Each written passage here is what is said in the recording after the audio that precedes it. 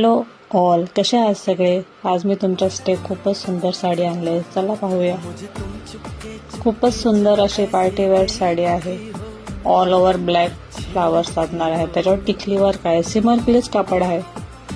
मी तुम्हाला ओपन करून दाखवते पीस. खूपच सुंदर असा पीस आहे. युनिक पीस आहे. पार्टीसाठी परफेक्ट आहे. ऑर्गेन्झा मध्ये येणार आहे ही सिमर ग्लेज प्रिंट.